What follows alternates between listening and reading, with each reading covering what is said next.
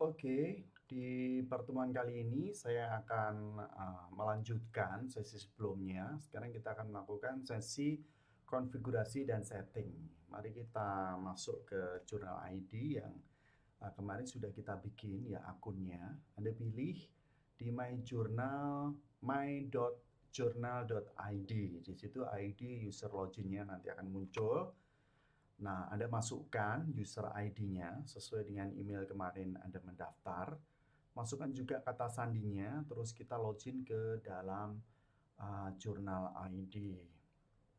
Nah, ini ada tampilan utama ketika Journal ID itu dibuat. Anda klik di PT Journal ini, Clothings di Almatius Setia Marsudin. Di sini nama Anda akan tercantum ketika Anda login. Di paling bawah itu terdapat list perusahaan yang kita sudah create di journal.id. Jadi kita bisa create satu akun untuk beberapa perusahaan. Jadi kalau perusahaan berikutnya biasanya hanya punya waktu trial 7 hari. Kalau perusahaan pertama bisa versi trialnya 14 hari. Tapi kalau di kita karena kita memiliki referral khusus, makanya kita bisa sampai 75 hari. Di sini disebutkan masa percobaan berakhir masih 82 hari. Jadi dikasih waktu lebih lama lagi, tidak 75 hari. Nah, tahapan selanjutnya itu adalah melakukan konfigurasi terkait dengan settingnya perusahaan atau profil perusahaan. Nah, bisa Anda klik menu setting yang ada di sebelah kiri kanan ini, diklik menu setting. Terus kemudian kita bisa melakukan proses inputting. Semua profil yang ada di dalam perusahaan yang sudah disediakan di soal. Jadi Anda bisa buka soalnya bersamaan dengan buka journal.id, terus kemudian tinggal copy paste gitu ya. Nanti ketika di ujian itu juga menggunakan pola yang sama. Jadi tersedia soal yang sudah ada profilnya dan kemudian Anda tinggal isi. Dimasukkan dengan copy paste. Mulai daerah pengirim, terus kemudian nomor telepon. Kalau ada informasi yang tidak ada, dilewati saja tidak apa-apa, kecuali informasi itu diwajibkan, tapi dalam ini tidak ya. NPWP pun tidak diwajibkan untuk diisi. Nama banknya kita pakai Bank BCA, terus kemudian nomor rekening Bank BCA-nya kita masukkan, dan juga pemilik akun di Bank BCA-nya juga kita masukkan. Atas namanya adalah PT Journal Clothing. Nah, ini konfigurasi secara umum. Sebetulnya di setting itu ada beberapa menu yang lain, yaitu penjualan, pembelian, produk jasa, template, pemetaan akun, serta pengaturan pengguna dan tagihan.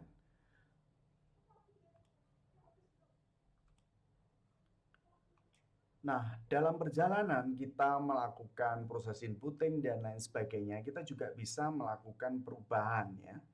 Karena ini sebetulnya bisa diedit sewaktu-waktu. Kita nanti setelah melakukan perubahan bisa klik ubah di sebelah kanan bawah yang berwarna hijau. Dan kemudian kita melakukan proses editing. Kita juga bisa menambahkan logo perusahaan yang nanti akan muncul di dalam laporan. Option logo itu harus dibikin dengan menggunakan format JPEG ataupun format PNG file. Terus ukurannya, resolusinya ada 150 kali 160 pixel. Memang cukup kecil, kita bikin dengan menggunakan Photoshop atau logonya memang sudah disediakan. Dalam hal ini saya menggunakan logo MSD. Terus pastikan juga tampilan logo di laporan ini tandanya tercentang.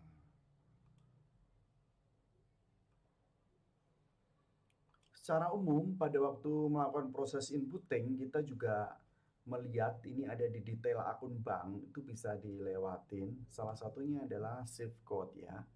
Ini biasanya digunakan untuk code yang membutuhkan proses transfer ke luar negeri. Mereka mempunyai kode sendiri.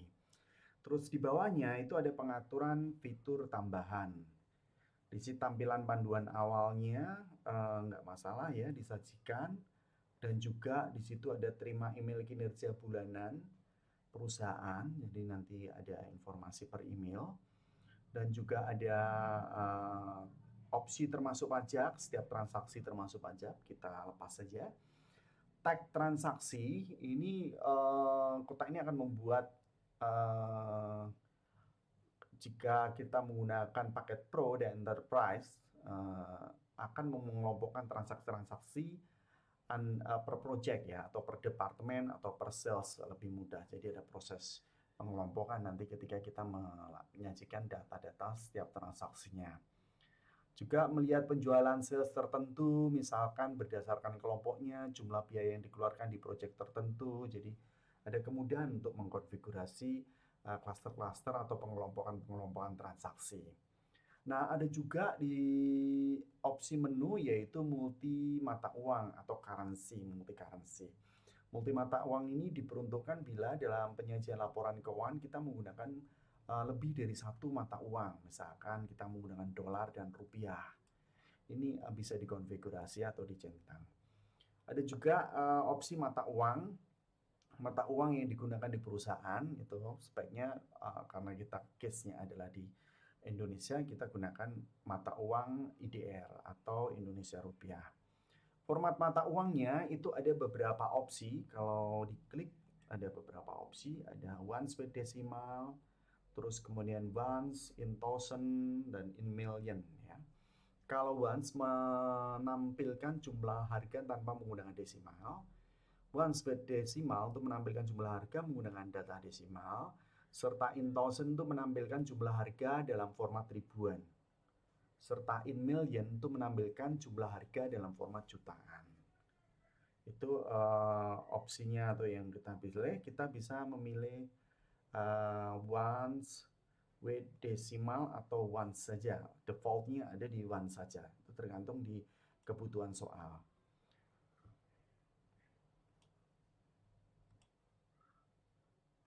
Oke, kita lanjut pada langkah selanjutnya, yaitu mengkonfigurasi penjualan. Anda klik penjualan, tab penjualan yang ada di sebelah kiri, dari view data, terus kemudian kita melakukan beberapa konfigurasi.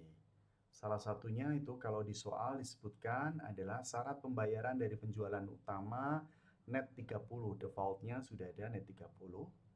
Terus dikatakan juga aktifkan fitur pengiriman, berarti kita centang ya. Terus kemudian disebutkan juga aktifkan fitur diskon, kita centang. Terus kemudian juga konfigurasi yang lain ya, yaitu fitur diskon berbaris, uang muka. Jadi nanti ada opsi ketika memasukkan transaksi yang lebih dari satu item barang atau beberapa baris, itu kita bisa melakukan konfigurasi diskonnya per baris atau per barang. Terus kemudian juga di tampilan persentase keuntungan faktur penjualan, itu opsinya juga dikonfigurasi sesuai dengan soal, kita centang saja. Terus kemudian juga disebutkan tolak penjualan jika kekurangan kuantitas. Nah, itu kita juga centang atau dikasih tanda tick smart. Terus kemudian juga konfigurasi terkait dengan pesan penjualan standar. Jadi bila kita memasukkan notifikasi atau pesan di bagian ini, maka pesan ini akan ditampilkan ketika Anda itu membuat penjualan. Terus kemudian juga pesan surat jalan standar. Jadi ketika memasukkan pengiriman yang akan digunakan secara default, pesan ini akan tercetak di invoice kalau kita masukkan di sini. Sedangkan memo hanya digunakan sebagai informasi untuk pengungkapan atau penggunaan internal perusahaan dan ditampilkan pada laporan. Jadi bisa dimasukkan opsi pesan notifikasi yang diharapkan nanti muncul.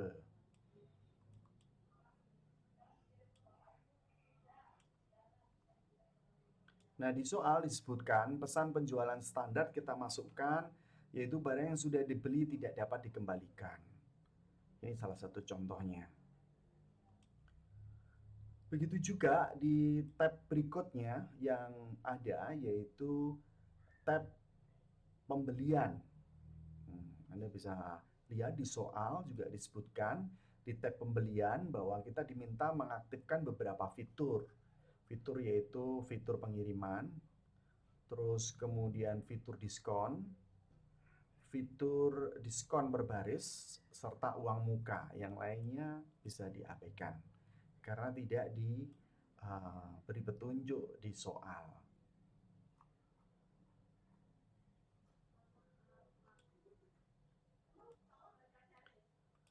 Tahapan berikutnya yaitu melakukan konfigurasi di produk dan jasa. Seperti Anda ikuti di modul, Anda bisa centang tampilan stok produk. Jadi setiap melakukan transaksi nanti akan diperlihatkan stok produk yang tersedia. Sehingga kita memudahkan untuk mengidentifikasi apakah ada ketersediaan stok produk atau tidak. Terus kemudian juga ini ada pengaturan kategori produk. Pengaturan kategori produk ini di soal kita diminta untuk memasukkan atau menambahkan kategori produk paket. Jadi nanti kita akan menjual, perusahaan ini akan menjual barang dalam model paket. Nanti juga ada satuan produknya lusin. Jadi selain dia jual bijian, dia akan jual lusin. Itu kan harganya beda. Jual paket juga begitu, nanti harganya berbeda. Nah, keunggulan dari Mekari Institute Journal ID ini kita bisa mengkonfigurasi jenis-jenis penjualan semacam itu. Kita klik pengaturan kategori, diklik pengaturan kategori, terus kemudian ada opsi untuk menambahkan kategori. Nah, Anda bisa tambahkan kategori dengan add kategori, terus kemudian masukkan namanya paket. Ketikkan paket dan kemudian di close.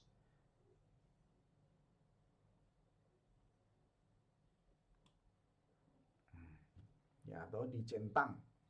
Nanti akan muncul nama kategori jumlah produk.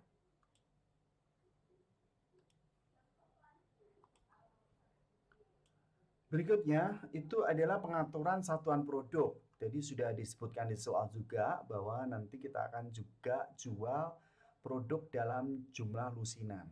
Anda klik pengaturan satuan, sudah ada di situ jumlah produk buah, kita tambahkan, klik tambahkan, terus kemudian kita isi lusin. Di situ di approve, dicentang atau disimpan. Nah, sudah muncul satu tambahan satuan produk lusin. Ini juga bisa kita edit karena di sini ada menu edit. Kalau sudah, kemudian di close.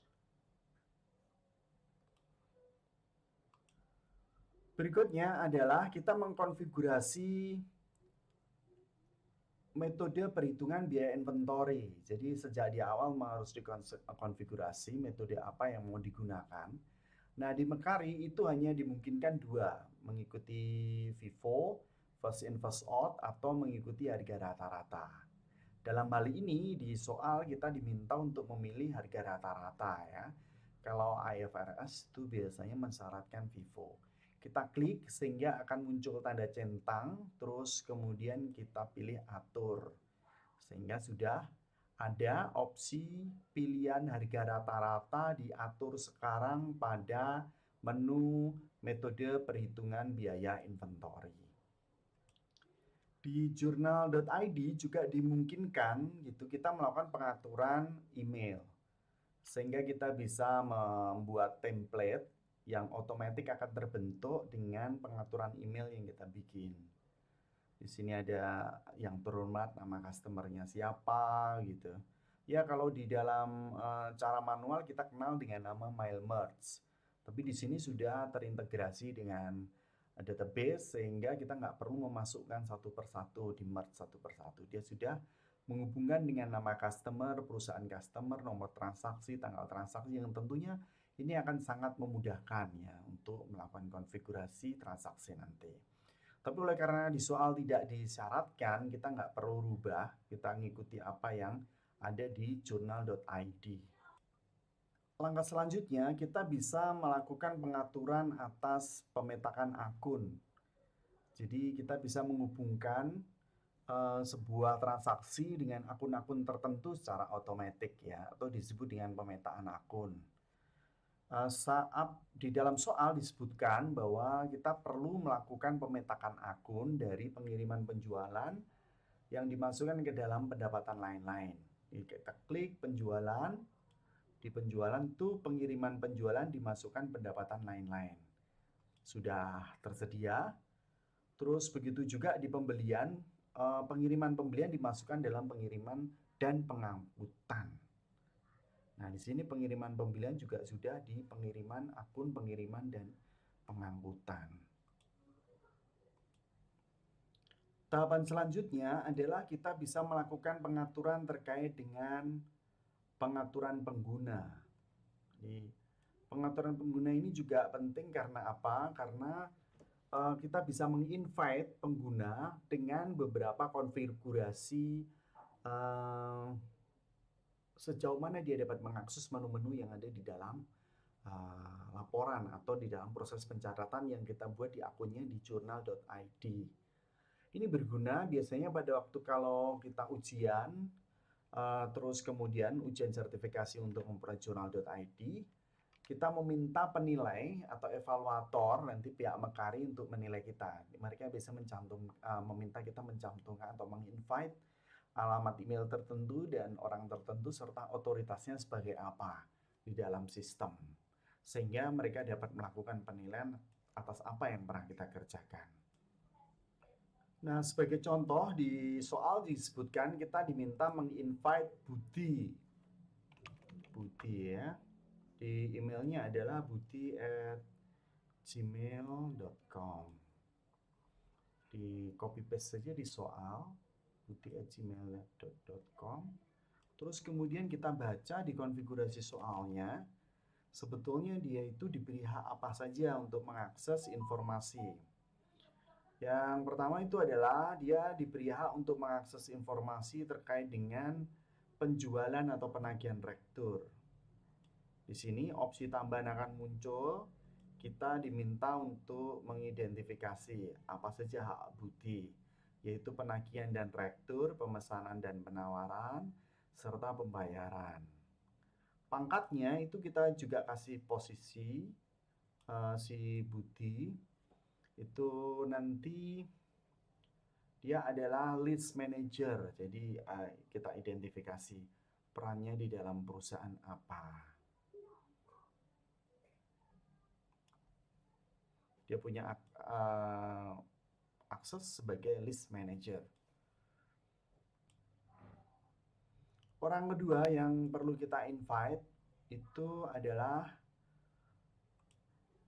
di soal disebutkan inem@gmail.com. Kita input namanya inem. Terus kemudian kita kasih contoh inem@gmail.com.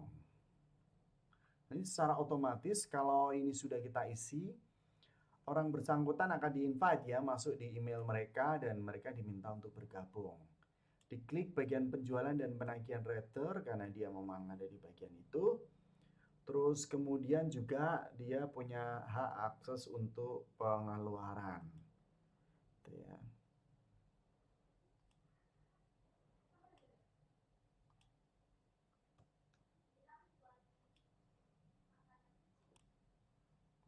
Kalau sudah, si inem juga di-invite, dia akan menerima kiriman karena dia perannya tidak sebagai list manager, kita tidak perlu centang ya. Nanti dia akan menerima konfigurasi untuk melakukan proses input masuk ke dalam sistem dan melihat beberapa aktivitas yang bisa dilakukan oleh pembuat sistem.